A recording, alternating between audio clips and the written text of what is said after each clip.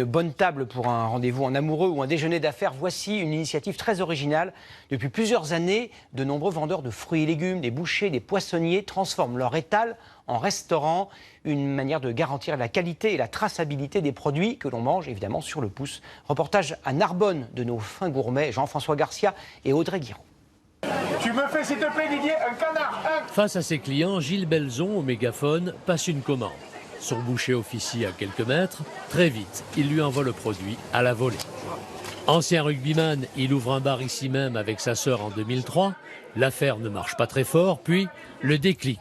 Au bout d'un an, il décide, en plus, entre midi et 15 heures, de cuisiner les produits fermiers qu'il achète sur les étals voisins.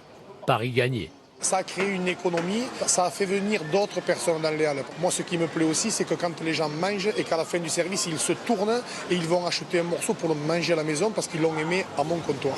Résultat, ils sont aujourd'hui 7 à y travailler et 3 autres restaurants proposent eux aussi des repas à la clientèle. Je travaille et je viens pour manger le midi rapidement et c'est très bien. C'est pas cher, puis on discute, on parle, voilà.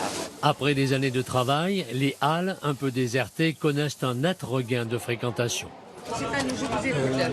9-8 moyenne.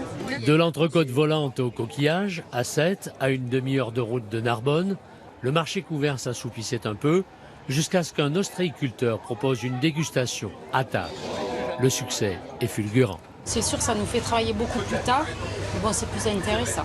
Moi, je le ressens à mon niveau, puisqu'on a commencé à être 2 à travailler dans l'entreprise. Aujourd'hui, on est 5. Des marchés où l'on vient d'abord pour bien manger, déguster des produits locaux, une manière aussi de redonner un surcroît de vie au commerce des centres-villes. Les huîtres, les poissons, les fruits de mer que l'on sert aux halles de Narbonne en proviennent directement.